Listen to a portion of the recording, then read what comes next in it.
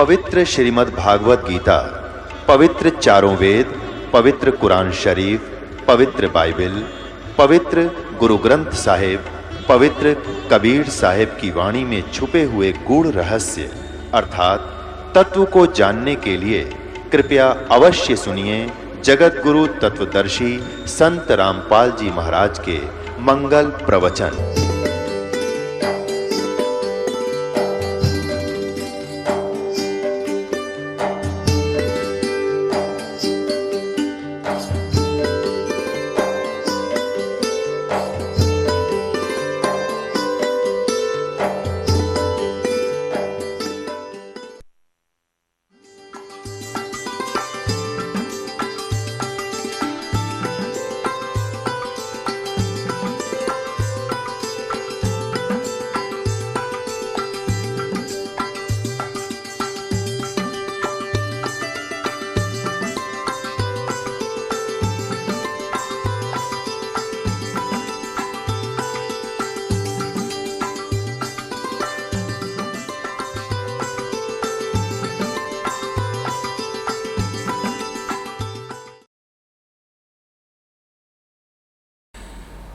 कंठी माला सुमरणी बई पैरे से क्या हो, ऊपर डूंडा साध का अंतर रख्या खो।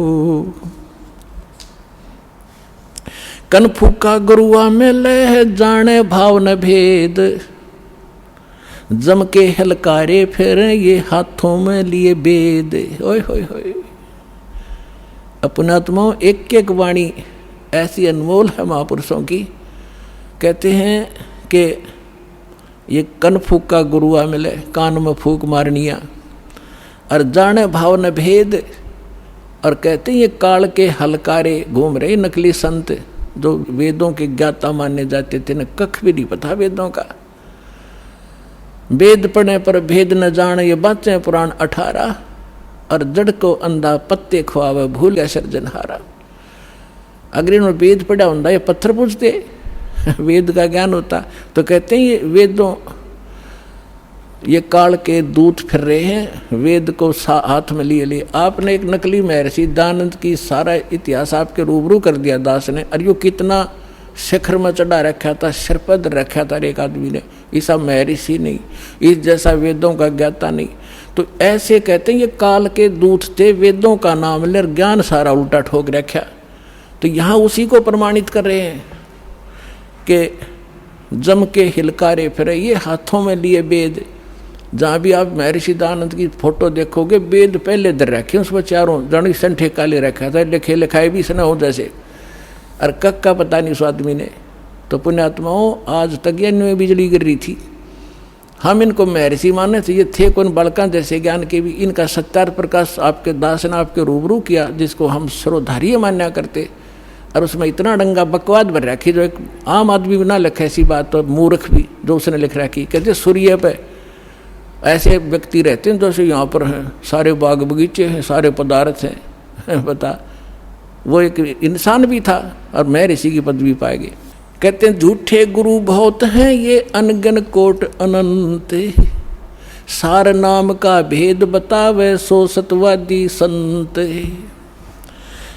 झूठा गुरु काल है ये फांसी दे अड़ाए, मारत है मैदान में वो छलबल बहुत बनाए। झूठा गुरु काल है ये गुरु का दया स्वरूप, या मैं मीन न मेख है जैसा संवल रूख है।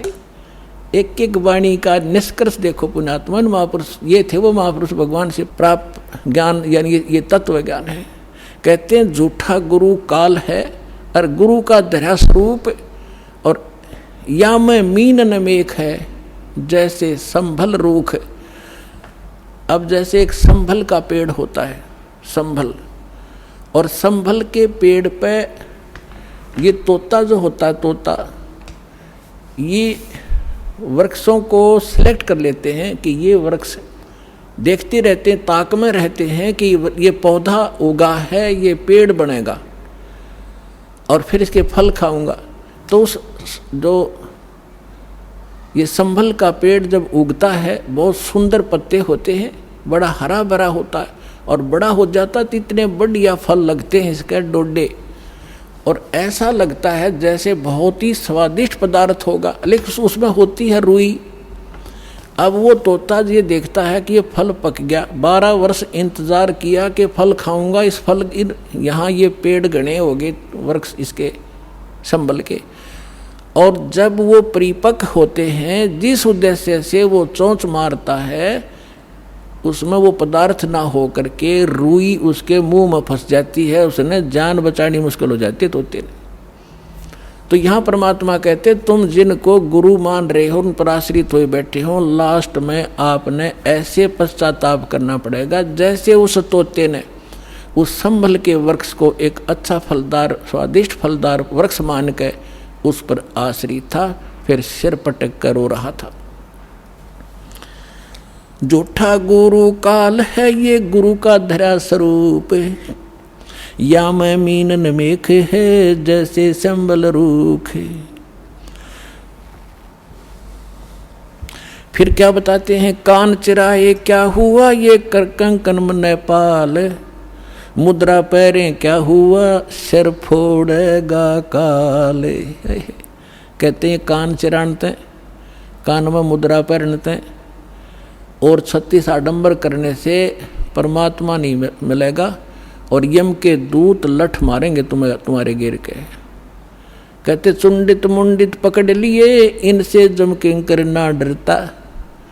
ये चुंडित कति जटा बड़ा बड़ा को बड़े बड़े राखों ऋषि दिखाई दे, और कति गोटम गोट करा रखा साधुपना दिखाने के लिए। कहते इन यम के दूत ना डरते इन बकवादों से, वो तो सत मंत्र जो सच्चा नाम जिसके पास होगा उससे भयभीत होते। फिर क्या बताते, मौन रहा तो क्या हुआ ये बोले से नो भेवे, मौनी वक्ता एक है ना पर से दिल देवे। अब जैसे एक नकली था, आडंबर करे बिना इनका काम चला नहीं, दुनिया आकर्षित नहीं हो। एक ने कहा कि मौन धारण कर रखा उसने, एक कबीर पंथी घिसा पंथी संत था, और दास को पहले नाम देने का आदेश नहीं था जब तक 1988 से 1994 तक। तो दास इनको संत मान के इनसे परमात्मा ने इनकी तलाशी दिवानी थी मेरे थे, उससे मिलता था, चर्चा होती थी। एक दिन मैं गया तो क्या पता चला कि महाराज जी तो मौन व्रत रखा है 41 दिन का। मैं चलो भाई ठीक है, मैं बैठ गया तो वो निकला गुफा से बाहर। तो उसने क्या किया, एक स्लेट ले रखी जो बच्चों की होती थी पहले, स्लेट पत्थर की, और एक चौक ले रखा, उस पर लिखा कि भगत जी को चाय पिलाओ। स्लेट पे लिख दिया, तो वो चाय ले आए। फिर लिखा कब आए, वो बोला जी अभी आया हूँ। अच्छा, अब वो स्लेट पे लिखे और फिर उनको पानी पिलाओ। अब यहाँ वो परमात्मा कहते हैं कि मौन रहा तो क्या हुआ जो बोले से नो भेव, इशारों से बात कर रहा, मन तो डिस्टर्ब हो लिया। बताओ उस मौन रहने से क्या लाभ हुआ तुझे। और मौनी वक्ता एक है ना पर से दिल देव, परमात्मा के पाने के लिए ये आडंबर केवल बकवाद मात्र है आपकी, इनसे ये भगवान ही मिले। और ये भोली आत्मा इन्हीं से प्रसन्न होते हैं। बाबा जी भाई 41 दिन में, और फिर 41वें दिन उसने वो व्रत खोलना था, समागम हो गया, हजारों आदमी इकट्ठे हो गए, लाखों रुपये उसने मिल गए, हो गया उसका काम पूरा। वो भी पार और चेले भी पार दोनों गधे बनेंगे इकट्ठे। कहते सन्यासी 10 नाम है ये शिव का धर है ध्यान, शिव के ऊपर और है ताको कर प्रणाम। ये सन्यासी 10 नामी सन्यासी कहलाते हैं, भगवान शिव को इष्ट मानते हैं। कहते हैं शिव के ऊपर और परम शक्ति है, उसका ध्यान धरो जब तुम्हारा कल्याण होगा। भेखों से भगवान का दूर महल दरबारे, पाखंडी पहुँचे नहीं दे सतगुरु पार उतारे। इन भेखों से बनावटी आडंबरों से परमात्मा का घर बहुत दूर है, और पाखंडी वहाँ ना जा सकता ना ले जा सकता। सतगुरु दे पार उतार, सतगुरु आपको पार उतारेगा। डंब करें डूंगर चढ़े अंतर झिन्नी झूले, जग जाने बंदगी करें ये बोवें सुलभ भूले। आप देखते होंगे, हमने तो खूब देख रखा है, बिटर एक्सपीरियंस है दास का। क्या देखा करते, एक समय ये दास अपनी से ड्यूटी पर जा रहा था। दास हरियाणा सिंचाई विभाग के अंदर जूनियर इंजीनियर की पोस्ट पर था, मोटरसाइकिल पे जा रहा था अपनी ड्यूटी पे। तो रास्ते में काफ़ी व्यक्ति इकट्ठे थे। एक ऊंचा सा स्थान था गांव में बाहर, और उस जंगल था वहाँ पर। वहाँ क्या देखा, एक बाबा जी बैठा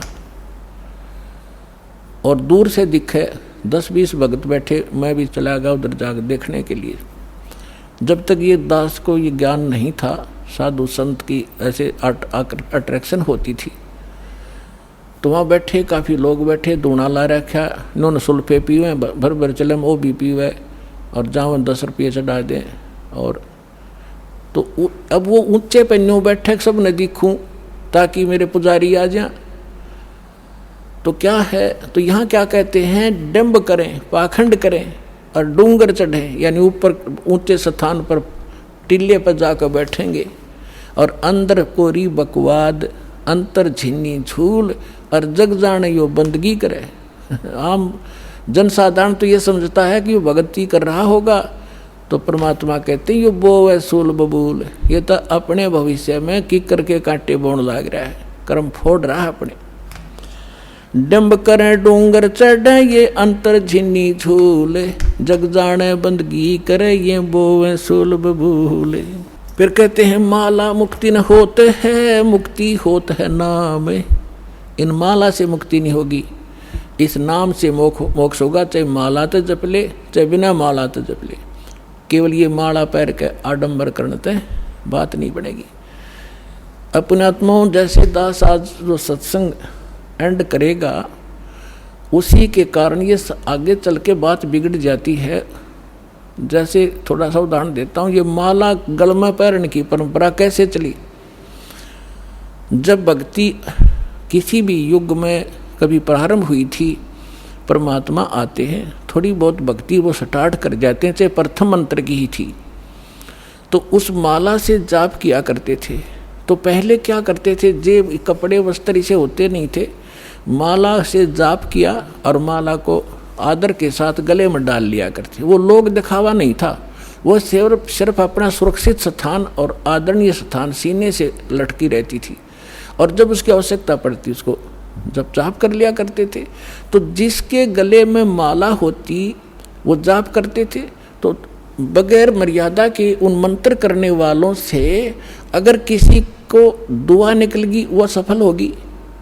तो गृहस्थी आदमी ने को किसी ने आशीर्वाद दे दिया, उस माला वाले ने जाप करनी ने, तो उसको लाभ हो गया। तो उनकी पूजा शुरू होगी, अपने घर घर बुलाने लगे। जब यह थोड़ी सी भक्ति डाउन होने लगती है, तो फिर ये पहचान मान ली कि जो गल में माला डाल रहा है ये भगत है, और इसकी पूजा सेवा करने से बहुत लाभ हो जाए। तो हम दो भागों में बट गए। तो जो माला डालने दिखता उसको हम भगत और संत मान लेते, उसकी सेवा करते, चरण धोते, और उससे थोड़ा बहुत लाभ उसको मिल जाता। अब कैसे, वो तो ऐसा था जैसे एक किसी ने अपने टायर में हवा भर रखी है और उसमें से ला कर दूसरी ट्यूबर दूसरे के टायर में डालता रहे, तो थोड़ी बहुत आ जाएगी, उसका भी काम ना चले पूरा, और उसकी खत्म हो जाएगी। तो ऐसे बात बिगड़ती चली गई। तो ऐसे हम इन नकलियों को जो गल में माला डाला करते, प्रारंभ में तो ये भगत थे, फिर मर्यादाहीन होने से अपनी संग्रहित कमाई को यहीं डिस्ट्रॉय कर जाया करते थे, और दोनों यहीं के यहीं रह जाते थे। तो इस प्रकार ये माला का वो प्रचलन चला था। तो फिर लोगों ने जब नो देखा कि माला जिसने डाल रखी है उसको भगत मानते हैं, फिर से पाखंडी ने दो डालनी शुरू कर दी। तो क्या कहा करता, को पूछता भाई दो क्यों डाल रखी है भगत जी के, दोनों हाथों जप्या करूँ मैं।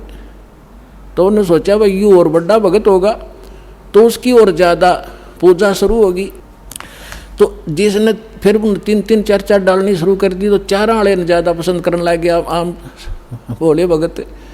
तो न्यू भट्ठा बैठ गया। एक उस एक आश्रम के अंदर कुछ भगत, वो गांव वालों ने एक आश्रम बना रखा था, 5-7 कमरे बना रखे थे। इसी तरह हम ज्ञानहीन होने से हम इन नकलियों के मजदूर बने रहे।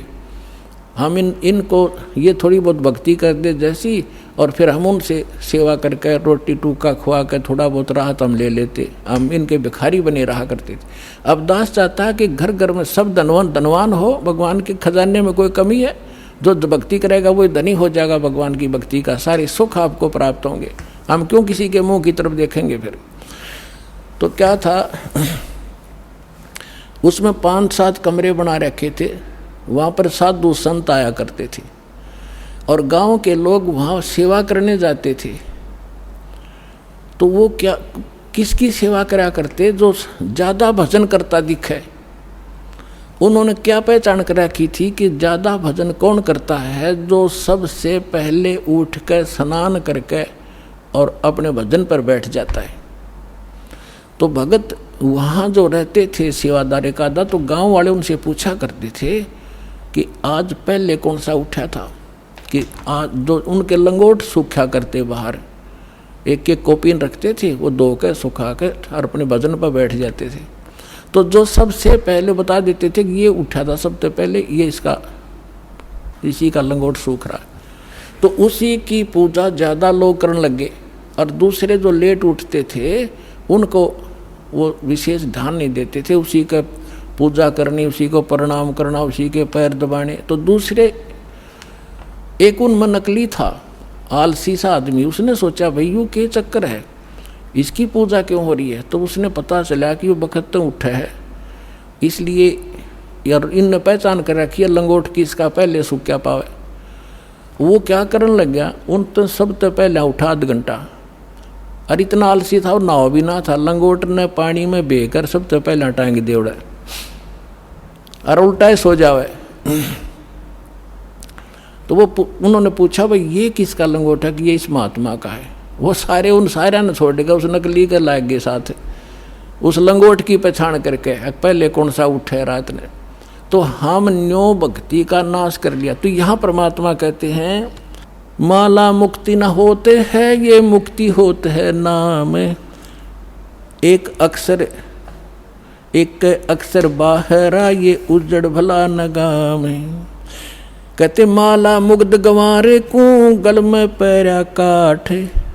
दगड़े दो जग के चल्या, लखी न सतगुरु बाटे। माला मुग्ध, इस मूर्ख ने गल में काठ पैर रखा, इतना मोटे मोटे मणिए।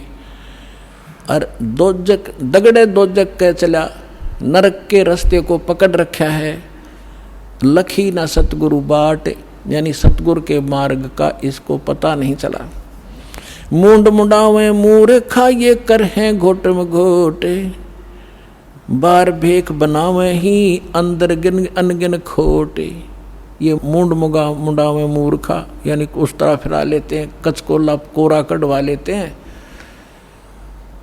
और कर मूंड मुंडावे मूर्खा, और कर हैं घोट में घोट। और बाहर भेख दिखावे ही, बाहर तजनो दिखे बड़ा महात्मा होगा, अंदर अनगिन खोट।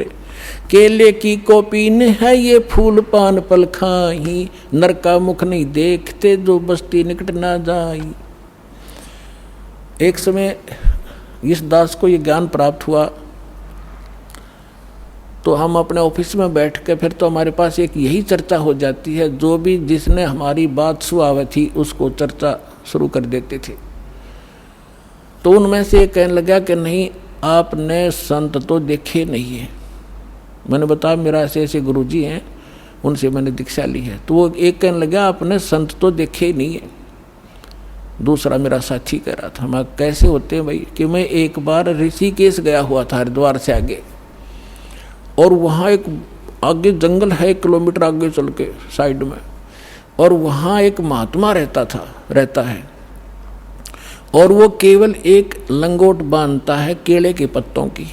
जंगल में रहता है, और जंगल में इतना गहरा चला जाता है, आदमी के तो दर्शन भी नहीं करता वो, और जय उसके दर्शन हो जाए तो बेड़ा पार हो जाता है। तो बहुत से लोग वहाँ इकट्ठे हो रहे थे।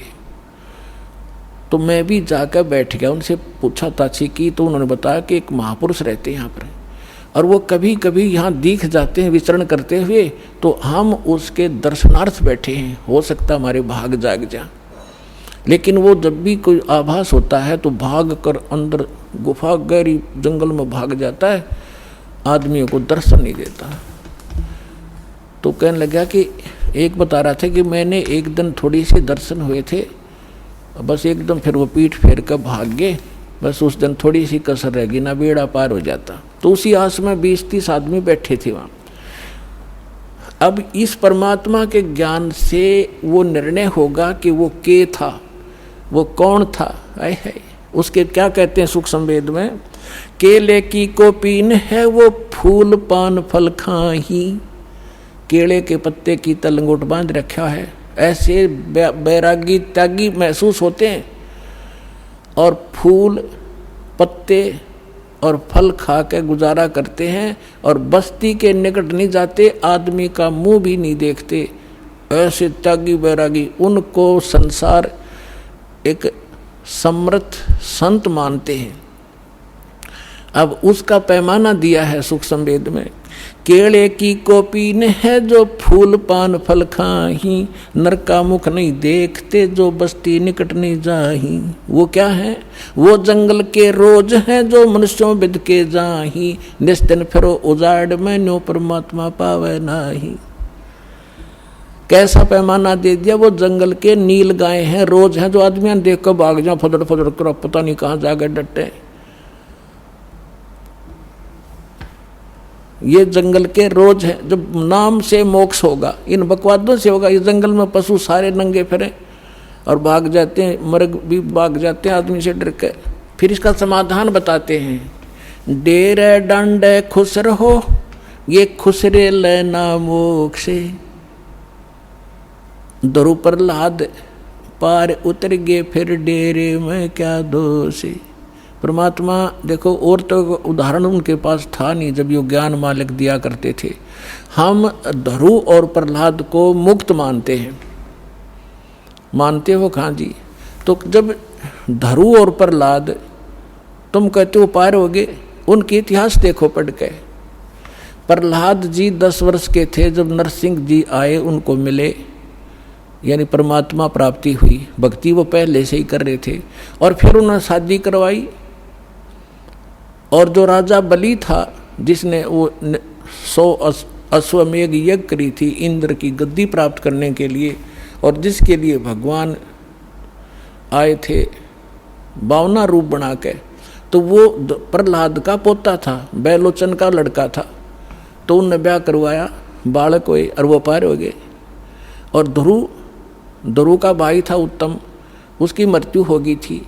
फिर ध्रुव ने ब्याह करवाया और उत्तम वाली पत्नी भी उसके साथ रखी उसने, तो वो भी पार हो गया। तो कहने का भाव ये नहीं है कि तुम जो बकवाद करते हो कि ब्रह्मचारी जंगल में गए वह पार होंगे, नहीं। अगर ब्रह्मचारी पार हो तो ये हिजड़े तो सब तो पहला पार हो जा, उनका तो 5-6 नंबर आवे। लेकिन मोक्ष होगा भक्ति से, चाहे ब्रह्मचारी हो कर लो, और चाहे ये खुसरे कर लो, और चाहे गृहस्थी कर लो। दुराचार बुरा बताया, ये तो वैसे अच्छा नहीं, वैसे भी बेहुदी बातें हैं। तो कहने का भाव है भक्तों के तो वैसे सतर के काम नहीं है। तो इस प्रकार क्या कहते हैं, डेरे डांडे खुश रहो, डेरे डांडे खुश रहो खुसरे लेना मोक्ष। और ध्रुव प्रहलाद भी पार हो गए, फिर गृहस्थी में के दोष। अपने आत्माओं ये नो काम बिगाड़े हैं। एक बार गरीबदास साहिब जी जब परमात्मा से परिचित हो चुके थे और अपना ज्ञान प्रचार भी करते थे, कोई उसके उनके पास आ जाता था तो ज्ञान भी देते थे, दीक्षा देते थे, केवल सिंपल सी, ये मूल ज्ञान नहीं देते थे। फिर भी उनसे बहुत राहत मिलती थी, वो समर्थ थे, आशीर्वाद से भी लाभ देते थे, संसारिक सुख दिया करते। तो उन एक आपको बताता हूँ इनकी कैसी दुर्गति होती है। जग जान यो बंदगी कराइए बो सोल बबूल। एक बेरी गांव है रोहतक जिले में, अब वो झज्जर में हो गया। तो वहाँ का उस गांव का एक व्यक्ति था हरलाल नाम का, और वो धार्मिक व्यक्ति था घना। उसने एक साधु रख लिया अपने घर पे कि महाराज आप यहाँ रहो उसके लिए एक चौबारा बनवा दिया ऊपर, आप यहाँ रहो, हमने सेवा मिल जाएगी, हमारे कर्म बन जाएंगे, आपकी भक्ति बन जाएगी, आपने भक्ति करनी है, आप बाल ब्रह्मचारी हो, घर छोड़ रखा, कहाँ भाई, ठीक है, होगी सेटलमेंट। उसका ऊपर चौबारा बना दिया, एकांत में उसको बढ़िया भोजन दे सुबह शाम, और वो अपना भजन करे, जैसा भी वो सोच रहे थे वो भजन करे। और वो भजन उसके पास भक्ति थी ये नहीं हुआ, तो क्या हुआ कि वो क्या करता था, बढ़िया माल खावे और आप खावर सो जावे, या जिसी भक्ति थी अटपट की वो साधना करे थोड़ी बहुत देर, वो भक्ति मोक्षदायक थी नहीं। तो क्या हुआ, कुछ दिनों के बाद उस संत की मृत्यु होगी, अंतिम संस्कार कर दिया। तो पहले क्या करते थे कि गांव के जो किसान लोग थे बैलगाड़ी रखा करते थे, और ट्रांसपोर्ट का जो काम होता था आजकल ट्रकों से होता है, पहले बैलगाड़ियों से करा करते थे। तो बेरी से और इधर नजफगढ़ साइड में जाया करते थे, वो अपनी उस मंडी से सामान लाते थे, जैसे वहाँ से गुड़ ले आए, बूरा ले आए, इधर से बाजरा ज्वार ले जाते थे भर के, ऐसे वो ट्रांसपोर्ट करते थे। एक दिन गरीबदास साहिब जी उसी रास्ते पर, जो रास्ता गांव छुड़ानी से होकर बेरी से और आगे जाता था नजफगढ़ साइड में, तो वहाँ कुआं था एक, उस कुएं पर बैठ कर गरीबदास जी स्नान कर रहे थे। सुबह सुबह गर्मियों का मौसम था, 5 बजे उधर से वो हरलाल गाड़ी लिए आ रहा था, और उसने जो बैल एक जोड़ रखा था, वो बैल था गोरे कलर का, लाल रंग का, और वो क्या उसने, वो बैठ गया, वो बैठता था ऐसे, और वो हरलाल उतर कर फिर उसका लठ मारता, उसने फिर ज़बरदस्ती ठाता, फिर वो आधा किलोमीटर ठीक चलता और फिर बैठ जाता। तो वो कुदरती वहाँ बैठ गया आकर जहाँ गरीबदास जी नहा रहे थे, स्नान कर रहे थे। तो गरीबदास जी न्यों के न्यों उठ के धोती बांध रखी थी नहाते नहाते, और वहाँ गए उस बैल के पास जो बैठ गया था, एक बैल खड़ा था, गाड़ी रुक गई थी। तो उन्होंने उसके कान में कोई बात कही, वो एकदम खड़ा हो गया, वो बैल खड़ा हो गया। तो किसान ने तो यह बड़ी बात थी, बैल ठीक चलने लग गया, और वो वहाँ से लेकर बेरी लगभग 10-15 किलोमीटर पड़े हैं छुड़ानी तक, बेरी तक वो बैठा नहीं। उधर से राम रमी हुई, महाराज कौन हो आप? भाई गरीबदास नाम है मेरा, और यूँ क्या हो गया? कुछ ना, बस आगे इसका समझ में। जब तो वो चला गया, फिर उसने जाकर देखा, उसका जब न्योना जची कि खड़ा हो गया, जाते फिर बैठेगा थोड़ी दूरी पे, वो ना बैठा। तो फिर उसने पता करा भाई वो बैल ही भी इतना, इस दूसरे तो भी आगे चल रहा है, तो इतना तेज चल रहा है, क्या चक्कर है? उसने क्या कर दिया इसके कान में। तो वो वापस आया, जब उस गांव में रुक गया और पूछा वह गरीबदास कौन है? वो कुदरती परमात्मा वहीं आगे स्नान, वो गरीबदास जी उसी टाइम से स्नान, उसने नहीं सोचा इस टाइम से आया कर वो नान भगत, और वहाँ मिल लेगा। तो जब वो स्नान करना, पता था वो भगत किस लिए आ रहा है, वो तो परमात्मा से परिचित हो चुके थे। तो जब उसने देखा कि वो आदमी है जो उस दिन बैल के कान में कुछ इसने फूक फाक मारी थी, प्रणाम किया और पूछा भगत जी आपने इस बैल के कान में क्या बोल दिया? ये तो उसके बाद डटा नहीं डटता और ना बैठता, आप तो भाई पहुँचे हुए महात्मा हो। अब इतना गरीबदास जी का उसमें ज्ञान इतना था नहीं, क्योंकि हम घर का जोगी जोगड़ा और बाहर का जोगी सिद्ध, ये तुम्हारी पुरानी आदत है। तो गरीबदास जी ने कहा कि अब बैठ जा, बताऊंगा क्या कह दिया मैंने।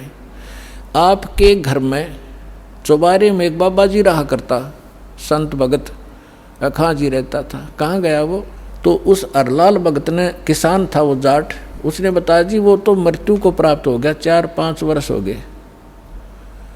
परमात्मा ने कहा कि ये बैल ओए है तेरा बाबा जी, इस नकली पर भक्ति बनी नहीं, सत साधना इसके पास थी नहीं, यू खावा था सोया था, नकली डड़े डोया था, कंकर पत्थर कट्टे करे, साधना ठीक नहीं थी। ये वही बाबा जी है, वो भगत जो घर छोड़ कर चला गया था, ब्रह्मचारी भी था, बैल बनकर गाड़ी खींच रहा है, क्योंकि तेरा खा रखा था इसने, पूरा करना पड़ेगा वापस। मैंने इसको ये कहा, भाई भगत जी चाहे तो लठ खा के इसका दे दे और चाहे अपना स्वभाव पूरा कर दे, पूरा करे पीछा छूटेगा तेरा। इसका समझ में आ गई, अब ये तेरे पूरे करेगा। अब पुणात्मा देखो, अब जो भी कोई साधना कर रहे हैं वो हैं परमात्मा के बच्चे, किसी ना किसी जन्म में वो मालिक के साथ रहे। आगे साधना नहीं मिलती तो वो 84 लाख योनियों में चले जाते। और परमात्मा ने वहाँ भी दया करा दी अपने गरीबदास जी के माध्यम से, और लाल का मन फेर दिया कि भाई भगत था यो, और यू बैल बन गया। इसकी दुर्भाग्य, पर आज के बाद इसने मैं गाड़ी में नहीं जोड़ूंगा, अलग से बांध दिया, चारा चरावे और बैठे रहे। देख परमात्मा ने भगत की वहाँ भी रक्षा कर दी और सुविधा दे दी, लेकिन भक्ति बिना क्या बने, अगला जन्म उसका सूर का होगा, फिर क्या सुविधा देंगे। तो पुण्यात्माओं, ये सौभाग्य आपका, आपको अनमोल रत्न मिल रहा है, इसने संभाल कर रखियो। अब जो प्रसंग चल रहा था, दास आपको बता रहा था कि अब आपको वो अनमोल वस्तु मिल गई है जो आज तक किसी को प्राप्त नहीं हुई। आपका भक्ति धन थोड़ी ही साधना से अत्यधिक बन रहा, संग्रहित हो रहा है, और इसी भक्ति धन से आपको यहाँ की भौतिक सुविधाएं भी प्रयोग करनी है और आगे चलने के लिए भी इसको सुरक्षित रखना है, इसको बांटना नहीं। अपनात्माओं, कुछ दिनों के बाद जिसने 1-2 वर्ष साधना या कर ली भगवान की सत साधना, तो आपका जो भक्तिहीन हो जाओगे, आप किसी को आशीर्वाद दे दोगे ना, वो भी फलने लग जाएगा। आपके पंचर हो जाएगा और उसमें हवा भरने लग जाएगी, आप भी डाउन हो जाओगे, यही रह जाओगे। आपकी गाड़ी खड़ी हो जाएगी और उसने उसका लाभ होना नहीं, क्योंकि दोनों को फुल एयर चाहिएगी टायर में आगे गाड़ी बढ़ाने के लिए, और वो अलग सिस्टम है जो दास आपको दे रहा है। इससे पंप सारे भरो और अपनी गाड़ी चलाओ। एक दूसरे मूर्ख होगा जो अपने टायर में दूसरे के टायर में हवा भरे, दोनों कंडम हो जाओगे। तो इस साधना से हम ऐसे बिगड़ जाते हैं। जो प्रसंग चल रहा था कि ऐसे जो जन्म मनुष्य के होते हैं वो ऐसे होते हैं जो पुनकर्मी प्राणी है। जैसे अब ये भक्ति युग चला है, अभी 1-2 वर्ष और बाधा रहेगी, थोड़ी बहुत, ज़्यादा नहीं, क्योंकि समझदार हो, बुद्धिमान हो, सबको ज्ञान हो गया, अब कौन किसकी सुनेगा। फिर 1-2 वर्ष के अंदर पूरे विश्व में फैल जाएगा, सब आपके साथी समर्थक हो जाएंगे, फिर बातें खत्म हो जाएगी। फिर जो मर्यादा आप करोगे आपका सहयोग देंगे और वो भी वो मर्यादा ही पालन कर रहे होंगे, तो आपका भक्ति खंड नहीं होगा, आप भी सफल होंगे और वो भी होंगे। फिर क्या होगा कि कुछ दिनों में आपको इतना सुख हो जाएगा, क्योंकि भगवान सुख सागर है। तो ये सावधानी बरतना कि इस सुख में परमात्मा से दूर ना होना, क्योंकि ये सुख मालिक से दूर करता है, और उसको होगा जिसका नाम खंडित हो जाएगा। या सांसारिक सुख, जैसे किसी व्यक्ति का नाम खंडित हो गया या किसी कारण से उसने नाम त्याग दिया, 2-3 वर्ष साधना करके वो चला गया, अब उसको फिर भी सुख हो रहे हैं और वो भक्ति भी दूसरी करने लग गया, या भी छोड़ दी है या यही मंत्र कर रहा है, उसने आना बंद कर दिया है, तो वो कनेक्शन तो कट गया। आगे चार्जर नहीं है उसका, लेकिन पिछला चार्जर जो बैटरी है वह काम कर रही है। अब वो काफ़ी अच्छा चार्ज हो गया तो घरे दिन भी काम कर देगी, लेकिन वो ये सोच रहा होगा कि मेरा क्या बिगड़ गया। अब फिर बिगड़ेगा, जब ऐसा बिगड़ेगा कि किसी प्रकार समझ में नहीं आएगा उसके। अब इतना ज्ञान दिया जाता है, मैं कोई बालक नहीं या वैसे थूक बिलो हूँ, कोई लालच हो मुझे। 2 रोटी भगवान ने दे रखी थी, जेई की नौकरी थी, बढ़िया काम चल रहा था, परमात्मा ने पहले भी ठीक से घर में गुजारा ऐसे जन्म दे रखा था जहाँ रोटी टाइम पर ठीक मिले थी। तो दास ने पता चला कि मेरे जैसे दुखिया सारे ही हैं जिनको भगवान की चाह और धक्के खा रहे हैं। मुझे पता लग गया, तो सबको आवश्यकता इस भगवान की, इस ज्ञान की। तो इसलिए दास ने इस पर कदम उठाया। तो इस प्रकार जैसे आप जो सफल होगे। और एक बात और ध्यान रखना, आप यहाँ केवल उसी उद्देश्य को लेकर ना आना कि जैसे रोगी है वो रोग ही स्वस्थ हो, जिसको पुत्र की संतान नहीं है वो संतान ही हो तो बात बने, अगर संतान भी आपको आवश्यक होगी देनी तो यही मिलेगी, पृथ्वी पर कोई नहीं देगा आपने। और जो आपका रोग निवारण होगा तो यही होगा, पृथ्वी पर कहीं होगा भी नहीं, और होगा ही होगा, रोग तो निवारण होगा ही होगा। बाकी संतान भी परमात्मा अगर चाहेगा तो सब कुछ कर सकता है। उसका एक लंबा इतिहास है, फिर बताऊंगा, ऐसी बात नहीं। यहाँ हजारों ऐसे प्रमाण हैं जिनके 10-10 वर्ष, 12-12 वर्ष और 15-15, 20-20 वर्ष ब्याह न हो गए थे और बच्चा नहीं था। सारे सब आजकल तो सारे जो है ना ये भौतिक और सारे ट्रीटमेंट हैं ये भी करवा के छक लिए थे मालिक ने, उनको भी संतान दे दी।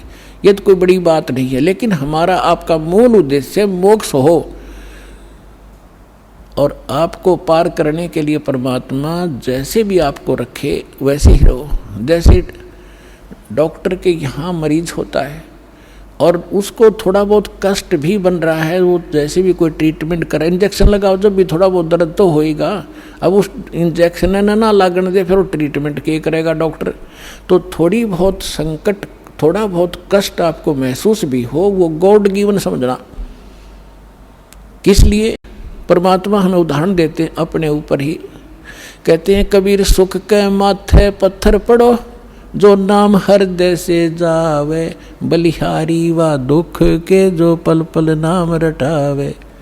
परमात्मा कहते हैं तुम ऐसे मांगना मेरे से कि हे भगवान इसे सुख के आग लगो जिस जो आपसे दूर करे।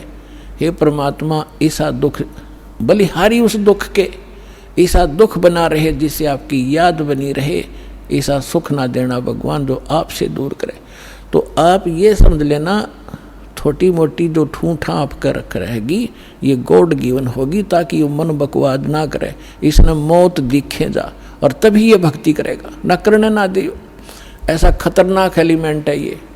तो पुणात्मा ये परमात्मा का ट्रीटमेंट चलेगा जब आप इसकी शरण में आगे। डॉक्टर के हॉस्पिटल में एडमिट एक पेशेंट अपनी चलाओगा तो वो रोग नहीं कटवाना चाहता, वो तो बकवाद कर रहा है, व्यर्थ में टाइम वेस्ट कर रहा है। तो आप यहाँ आगे हो, भगवान कोई बालक नहीं, आपके भविष्य की जानता है। अब जैसे किसी को एक्सीडेंट हो गया और उसका ब्लड चल रहा है, ब्लीडिंग हो रही है, तो डॉक्टर सबसे पहले उसकी कोशिश करेगा कि ब्लड रोकूं, चाहे उसकी टांग में कितनी पीड़ा हो रही हो, फ्रैक्चर भी हो रहा हो, उसने नहीं संभालेगा कि ये दर्द होने दे थोड़ा सा, पहले इसकी जान बच चली जाएगी जब ब्लड नहीं रोक आते। तो वो कह रहा होगा है मर गया, पैर टूट गया है मर गया, तो वो अलग बात है। पहले वो ब्लड रोकेगा फिर उस टांग ने संभालेगा, उससे जान नहीं जा सकती। तो इसी प्रकार आप यहाँ आए हो केवल एक उद्देश्य लेकर, और परमात्मा को पता है कि कल ने इसके ऊपर एक ऐसी आपत्ति आओगी, इसकी जान जानी है या कोई और भयंकर अटैक है इसके ऊपर, तो पहले मालिक आपके उस संकट ने हटावेगा जो भविष्य में और आने वाला इससे भयंकर। और आप ये सोचोगे एक बता मेरा ये संकट ना ठीक हुआ, 2 बार लिया, तीसरी बार आ ली, 5वीं हाजिरी होगी। पुणात्मा या तो आजीवन आने की नीयत बनाओ जब आपका कल्याण होगा। ऐसा बालक नहीं भगवान के झाड़े ला देर जा तुम अपने राज्य रम अपने राज्य, नहीं, आपके असंग जन्म का कोड कटेगा यहाँ से।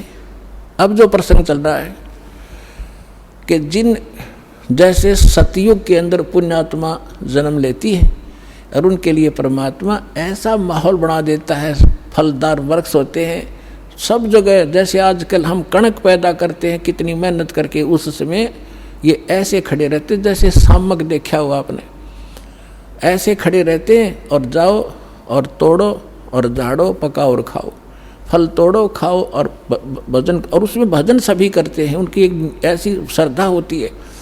तो वो भक्ति करते हैं शास्त्र विरुद्ध, और सुख सारे उपलब्ध हैं, शरीर भी स्वस्थ है, लाखों वर्ष जीवन भी रहता है, बाप से पहले बेटा भी नहीं मरता है, और विधवा औरत विधवा नहीं होती हैं।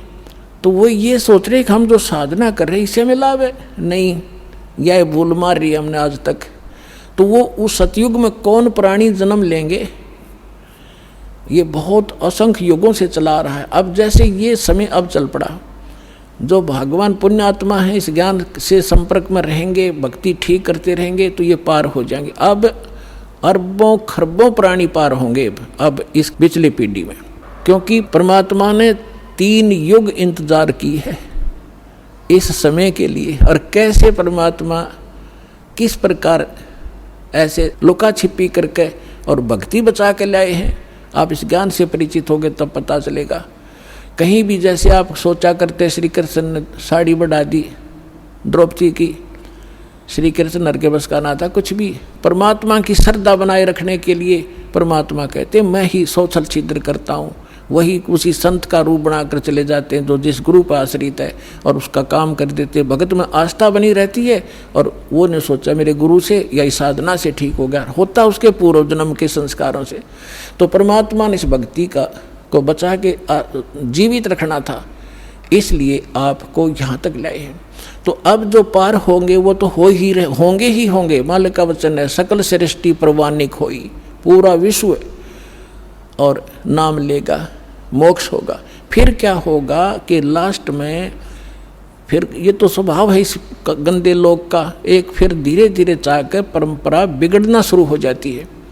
तो उस समय लास्ट में जो भक्त भक्ति यही कर रहे होंगे लेकिन वो पार नहीं हो पाएंगे, उनकी संख्या भी थोड़ी नहीं होगी, बहुत लाखों और करोड़ों में होंगे जो पार नहीं हो सकेंगे, लेकिन भक्ति संग्रहित हो जाएगी उनकी जबरदस्त। तो वो फिर क्या करेंगे, काल के हाथ चढ़ेंगे। उन्हीं में से ब्रह्मा विष्णु महेश ये देव और ये सब बनाए जाएंगे, गणेश और ये जो जितने भी देवता हैं, इंद्र कुबेर वरुण धर्मराज, ये 33 करोड़ देवता इन्हीं में से सिलेक्टेड होते हैं। और फिर इनको ऊपर रखेगा, ऊपर के लोकों में इनकी पुण्य इनके साथ होंगे। फिर वहाँ इसका टैक्स है, अपना टैक्स अलग लेगा और अपना वह माल बेचेगा वो न्यारा। तो इनके पुण्य समाप्त जब हो जाएंगे फिर ये दोबारा सतयुग में जन्म लेंगे। वो पिछले वाले जो ऊपर लुटन लग रहे हैं वो इस सतयुग में आएंगे और अब वाले फिर काफ़ी वर्षों के बाद वो आएंगे फिर सतयुग में। अब सतयुग में होंगे ये भक्ति संग्रहित प्राणी जो अब करेंगे शास्त्र अनुकूल साधना। अब मिली इनको, आज तक शास्त्र अनुकूल साधना नहीं थी। 4 युग का हिसाब लगा के देख लो जब किसी के पास आज तक ये शास्त्र अनुकूल साधना हो या भक्ति की हो किसी ने। तो भक्ति अभी शुरू होगी तो इनमें से बचे हुए फिर उसी गेड़ में आगे। सतयुग में जन्म हुआ, फिर वही त्रेता में, द्वापर में, और फिर कलयुग के इसी समय में फिर दाव लगेगा इस मोक्ष का। और ईब चूकिए तो फिर वही चक्कर, इंद्र हजारों वर्ष युगों तक आप वह इंद्र की पोस्ट पर रहोगे, हजारों वर्षों तक देवताओं के स्वर्गलोक में अपना माल खाओगे, बर्बाद करोगे पूंजी को।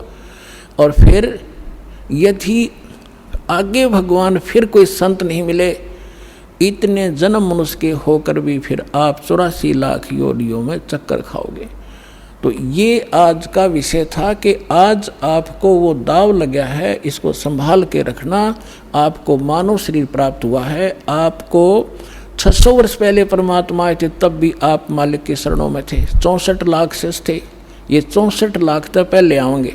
उसके बाद फिर परमात्मा ने ये अपना प्रचार फैला दिया है। जैसे आपको बताया गया है कि ये वाणी उसको भी जैसे कागभूषण की कथा सुनाई थी, 6 महीने कथा सुनकर उसका थोड़ा सा असर हुआ कि नाम ले लूं, तो ये इतना प्रचार होगा इस वाणी का, आंधी सी उठेगी। तो वो जो टर्न वाइज भी जिनका नंबर मनुष्य का आया है वो कुछ दिन के बाद आ जाएंगे, शरण में आना पड़ेगा और इस प्रकार ये सबका मोक्ष होगा। बोलो सतगुरुदेव।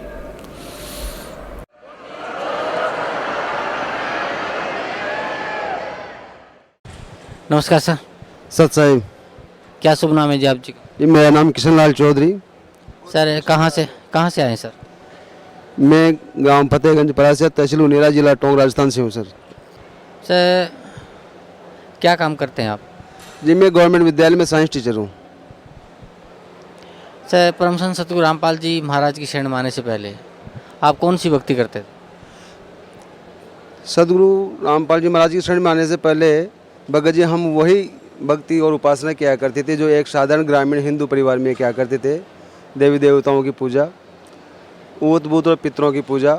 और इनके अलावा 1990 से गीता प्रेस गोरखपुर से जो कल्याण पत्रिका प्रकाशित होती है वो कल्याण पत्रिका का मैं नियमित पाठक रहा हूँ 1990 से 97 तक। तो उसमें विभिन्न प्रकार की जो सनातन साहित्य में अपने हिंदू धर्म के आधार पे विभिन्न देवी देवताएं थे, उनमें हमारी श्रद्धा बढ़ी, लेकिन हम इस निष्कर्ष पर नहीं पहुंच पा रहे थे कि वास्तव में परमात्मा है कौन। 1997 में फिर गायत्री परिवार शांति कुंज हरिद्वार में 1997 में मैंने गायत्री परिवार में दीक्षा ली, और गायत्री परिवार में गायत्री मंत्र की दीक्षा के बाद शांति कुंज हरिद्वार के दिशा निर्देशों में जैसा उन्होंने विधि विधान और साधना की विधि बताई, उनके आधार पे नवंबर 2011 तक वो उपासना ही की। और उस उपासना में रोजाना कम से कम 3 मालाएं गायत्री मंत्र की जाप करना, इनके अलावा दोनों नवरात्रि के अंदर 24 हज़ार के गायत्री मंत्र के लघु अनुष्ठान का पुरस्कार करना, इनके अलावा गायत्री मंत्र का हवन, और हम विभिन्न प्रकार की गोष्ठियों आदि का आयोजन करते थे। और तहसील स्तर में गायत्री परिजन प्रमुख एक कार्यकर्ता भी था उनेरा तहसील का, जिसमें भारतीय संस्कृति ज्ञान परीक्षा का आयोजन करवाते थे और विभिन्न प्रकार से हम इसमें सहयोग करते थे। सर जैसे अभी आप बता रहे थे कि पहले आप वो भी भक्तियाँ करते थे जो एक आम हिंदू समाज में प्रचलित हैं, उस भक्ति का आपको कोई लाभ नहीं मिला, और आपको इवन दो तो ये भी पता नहीं चला कि एक परमात्मा कौन है, किसकी भक्ति करनी चाहिए, कैसे करनी चाहिए। और इसी भूल भुलैया में आप पहुंच गए हरिद्वार, गायत्री परिवार से आप जुड़ गए और उनके द्वारा बताई गई विधि विधान के अनुसार आपने भक्तियाँ की, आपने अनुष्ठान भी बहुत किए। तो सर ये सब जो भक्ति आपने की, उस भक्ति का आपको क्या लाभ मिला? 26 जनवरी 2001 को गुजरात में भयंकर भूकंप आया था, तो गायत्री परिवार से एक अखंड ज्योति पत्रिका निकलती है, अभी भी निकल रही है वो अखंड ज्योति पत्रिका, और युग निर्माण योजना और प्रज्ञा अभियान पाक्षिक। तो उस प्रज्ञा अभियान पाक्षिक में एक समाचार छपा था कि गुजरात में जो लाखों लोग उस भूकंप में मारे गए थे, उन भूकंप में मरने वालों में एक भी गायत्री परिजन नहीं था, और किसी भी गायत्री परिजन की किसी भी प्रकार की जनधन की हानि नहीं हुई है। उस समाचार से हमारे अंदर दृढ़ता आई और हमने अपनी पूरी निष्ठा के साथ गायत्री मंत्र का जप और विधि विधान के आधार पर अनुष्ठान शुरू कर दिए। लेकिन नवंबर 2011 में पंडित श्री राम शर्मा आचार्य जी के जन्म शताब्दी समारोह के अंदर 1551 कुंडीय यज्ञ था।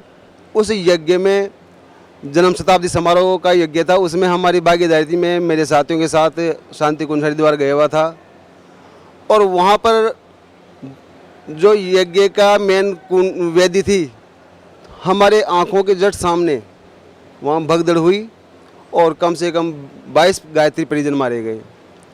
उसके बाद में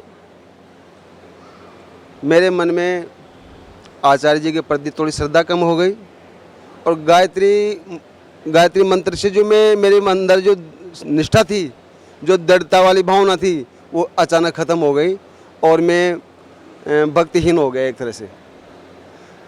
उस समय हम आचार्य जी को महाकाल का अवतार और शांति कुंज को महाकाल का घोंसला कहा करके बड़े प्रसन्न हुआ करते थे, और सदगुरु रामपाल जी महाराज के चरणों में आने के बाद हमें पता चला कि महाकाल कौन है और उनकी क्या स्थिति है। सर परम संत सतगुरु रामपाल जी महाराज की शरण में आप कैसे आए? भगत जी, नवंबर 2000 के हादसे के बाद मैं बिल्कुल भक्तिहीन हो गया था, कहीं भी मेरी श्रद्धा नहीं थी। तो उस समय मैं क्या था, मैं साइंस हैंड आदमी हूँ और मैंने कभी साहित्य पढ़ा नहीं था, लेकिन मैंने नौकरी में आने के बाद मैंने हिंदी से एमए किया था, और उस एमए हिंदी के अंदर एक पेपर एक कवि का होता था। उसमें विद्यार्थी अपनी चॉइस के आधार पर कोई भी एक कवि चूज करता है, सूरदास हो, तुलसीदास जी हो, रहीम जी हो, कबीर जी हो, कोई भी। तो मैंने कबीर साहब का पेपर चूज किया था, और वो पेपर 15 नंबर के उसमें क्वेश्चन आते थे, और पास होने के उद्देश्य से पासबुक में से उनके कबीर साहब के पदों को हम पढ़ते थे, और उन पदों को पढ़ के हम पास हुए। और जब नवंबर 2011 की घटना के बाद में जब कहीं भी हमारा मन नहीं लगा, तो वो कबीर साहब की वो पद बार बार रह रह के मन में याद आते थे। उनका जो रहस्यात्मकता थी, आडंबरों का विरोध था, वो सारी बातें हमारे मन को बार बार प्रेरित करती थी कि क्यों ना हम कबीर साहब का कोई साहित्य पढ़ें, या उनसे कहीं कोई साहित्य मिल जाए तो हम उनसे प्रेरणा लें। और इसी उधेड़बुन में, क्योंकि मैं गायत्री परिजन था और स्वाध्याय मेरे जीवन का अंग था, मैं रोजाना घंटा आधा घंटा रोज स्वाध्याय करता था, अब भी करता हूँ। तो उस हिसाब से मैं मेरे मौसा जी के यहाँ टोंक में मैं बैठा हुआ था, घर पे कोई नहीं थे, और बैठे बैठे ऐसे भक्ति सौदागर का संदेश कोई किताब पड़ी हुई थी मौसा जी के वहाँ, वो मैंने उठकर पढ़नी शुरू कर दी। और जैसे ही मैंने शुरुआत से पढ़ाई, शुरुआत में मुझे रामपाल दास जी महाराज ऐसे लगे जैसे कोई कम्युनिस्ट विचारधारा रखने वाले व्यक्ति हों और ये कोई हिंदू धर्म का नाश करने पे तुले हुए हों। लेकिन जैसे जैसे मैंने 3-4 पन्ने आगे पढ़े तो वहाँ पे विभिन्न संतों की जो वाणियाँ थी वो वाणियाँ मेरे मन के आर पार निकल गई, और मैंने मौसा जी से कहा कि मौसा जी मैं ये किताब ले जाना चाहता हूँ और इसको मैं पढ़ना चाहूँगा। दूसरे दिन तक मैंने वो किताब कंप्लीट कर ली, और उसमें आश्रम के फ़ोन नंबर लिखे हुए थे। आश्रम के फ़ोन नंबर पे मैंने बात की और यहाँ से मुझे एक किताब निःशुल्क और प्राप्त हुई, ज्ञान गंगा नाम से। उस ज्ञान गंगा किताब को पढ़ने के बाद मेरे मन में और लगभग दोनों किताबों का मैटर एक जैसा ही था, मेरी जिज्ञासा और तीव्र हो गई। संयोग से क्या हुआ कि हमारे गांव से 25 किलोमीटर के लगभग एक हमारे जान पहचान वाले थे, वो यहाँ आए हुए थे और यहाँ आकर यहाँ से 2 साहित्य लेके गए थे, गहरी नज़र गीता में और आध्यात्मिक ज्ञान गंगा। तो मैंने जैसे फ़ोन पर उनसे बात की, मैंने कहा भगत जी ऐसे ऐसे करना, भगत जी शब्द हम उस समय यूज़ नहीं करते थे, तो कहना हाँ वहाँ की 2 साहित्य मेरे पास है। तो मैं उसी समय मोटरसाइकिल लेके उनसे दोनों ग्रंथ लेके, और जब तक वो ग्रंथ पूरे नहीं हो गए मैं उनको पढ़ता रहा, और पढ़ने के बाद ऐसा आनंद आया और ऐसे विचार बने कि ज़रूर कहीं न कहीं कुछ है तो यही है। और मैंने परमात्मा से प्रार्थना की कि अगर आप में कुछ शक्ति है तो मुझे ज़रूर इसका कुछ वो दें। तो पूर्णिमा की रात थी, में डेट तो मुझे ध्यान नहीं रहा कब कौन सी थी वो, लेकिन पूर्णिमा की रात थी। उस रात को जब तक मैंने गुरुजी की फ़ोटो भी नहीं देखी थी, नहीं कहीं टीवी पे कोई प्रोग्राम देखा था, तो उस पूर्णिमा की रात को 12-12:30 बजे के लगभग कि चल उठ उठ उठ ऐसी आवाज़ आई। एक वो धुंधला सा गुरुजी का जो चेहरा था, आप सफ़ेद सफ़ेद बाल, गोरा गोरा सा चेहरा, वो मुझे धुंधला लगा। मैं उठ के बैठ गया, मैंने कहा ये क्या हुआ। तो मैंने सोचा भाई कहीं ये तो काल के जाल आते रहते हैं। कुछ दिनों बाद में फिर ऐसा ही हुआ। फिर मैंने सोचा कि क्यों ना हम जो मन में हमारे वो थे बातें, भाई गुरुजी हमें कुछ ऐसा करें, तो वो है ये बात। हमने उसी भगत जी से कहा भगत जी हमें वहाँ लेके चलो आप।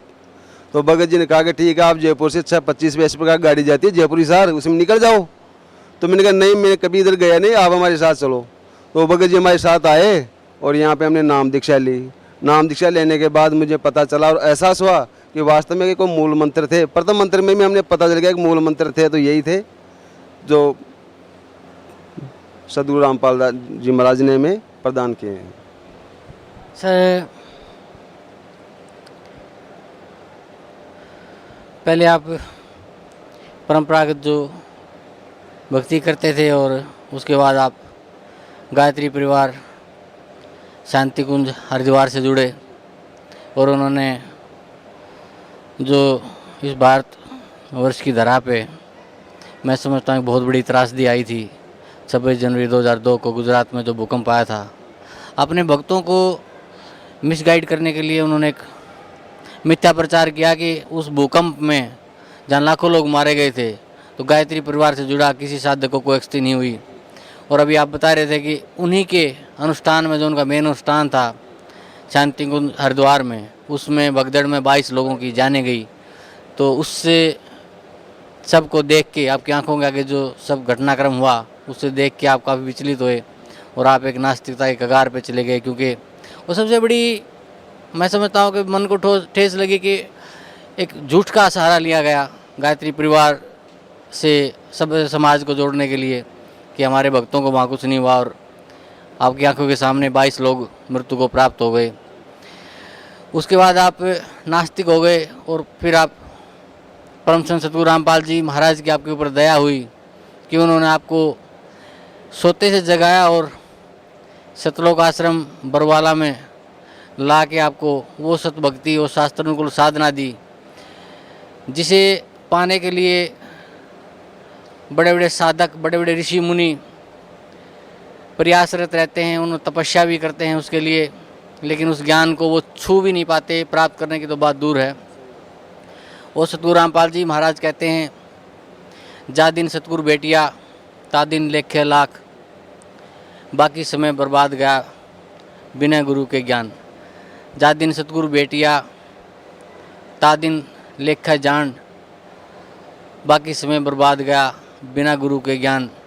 तो सर मुझे बड़ी दुख दुख है इस बात का कि आप जैसे समझदार व्यक्ति और इन आडंबर ढोंगियों के जाल में फंसे रहते हैं। खैर, परम संत सद्गुरु रामपाल जी महाराज ने आपके ऊपर दया की, उन्होंने आपको यथार्थ भक्ति दी। उस भक्ति को करते हुए आपको क्या लाभ मिला? सतगुरु रामपाल जी महाराज शरण में मैं 4 जून 2012 को आया और उसके बाद मेरी दूसरी आज यहाँ लग गई थी और मैं मेरे निजी काम से यहाँ पे हनुमानगढ़ आया हुआ था। तो शाम को मैं घर से मोटरसाइकिल चलाता टोंक के लिए, टोंक से बस जयपुर के लिए आती है। तो जब मैं घर से चला तो मेरे दाएं पैर में यहाँ पे खुजली चल रही थी, थोड़ी सी सूजन थी, तो मैंने उस पर कोई विशेष ध्यान नहीं दिया और मैं रात भर सफ़र कर रहा, मैं बस में करके हनुमानगढ़ पहुँच गया। हनुमानगढ़ जब पहुँचा सुबह 5:30 बजे तो वहाँ देखता हूँ मेरे पैर में ज़्यादा सूजन आ गई और मुझसे चलने में भी मतलब अब सामर्थ्य नहीं रही थी। वहाँ हम बैठ के कैंटीन में चाय पी रहे थे तो चाय वाले ने कहा कि भाई साहब ये क्या हुआ, और उसमें 2 फलक भी हो गए थे। तो मैंने कहा ना भाई ये पता नहीं क्या हो गया, कोई बैठे बैठे हम सारी रात बैठ के आ रहे हैं इसलिए सूजन आ गई। नहीं भाई साहब ऐसी कोई जहरीला कीड़ा खा गया। भाई मैंने कहा हो सकता है, मुझे तो पता नहीं कहाँ खा गया। तो हम उस दिन सारा काम करके वापस घर पे गए। शाम को घर पहुँचते ही मैंने आश्रम फ़ोन किया, एक भगत जी से फ़ोन किया, भगत जी ऐसे ऐसे मेरे साथ ऐसा हुआ है और हमारे गांव में इस प्रकार जहरीली कीड़े खाने इस पर तेजा जी महाराज के यहाँ जाते हैं और वहाँ पे जोत बत्ती वगैरह लगाते हैं। परमात्मा का साफ आदेश है कि जो कुछ भी करना है आपको परमात्मा के नाम से केवल कबीर परमेश्वर को करना है और किसी को कुछ नहीं करना है। तो यहाँ से हमें यही आदेश मिला कि आप हॉस्पिटल में दिखा सकते हैं, किसी के आप जाएंगे नहीं देवस्थान पे। तो मैंने रात घर वालों ने भी ये डिक्लेयर कर दिया कि भाई तेरे तो जहरीला कीड़ा खा गया और सुबह तो हालत ख़राब हो जाएगी तेरी, और सुबह आपको ज़रूर वहाँ तेजा जी महाराज के यहाँ लेके चलेंगे और जोत वो जलाएंगे। मैंने परमात्मा से रात को प्रार्थना की कि परमात्मा मेरी श्रद्धा को आप संबल देना, मेरी निष्ठा को दृढ़ करना। और रात भर में मेरे साथ जो कुछ हुआ भगत जी, परमात्मा ने रात को ही नींद में मुझे एक ऐसी कहानी सुनाई। मैं खुद एक किसान परिवार से हूँ। परमात्मा ने कहानी सुनाई कि बेटे मेरे ऐसे हमारे घर में 2 बैल थे और इस प्रकार एक बैल के पैर में कील लग गई और उस कील के लगने के कारण वो हाड़ी जो था उसका तो कील का ध्यान नहीं रहा और बैल का पैर सूज गया और बैल चलने में असमर्थ हो गया। फिर हम उसको वहाँ गांव में जो डॉक्टर थे जानवरों के उसको दिखाया तो डॉक्टरों ने बता दिया घुटनों पे दर्द और वहाँ पट्टियाँ बांधने शुरू कर दी। तो सदगुरुदेव जी कह रहे थे कि दर्द तो उसका पैरों के अंदर कील के कारण और हम इलाज करवा रहे थे घुटनों पर।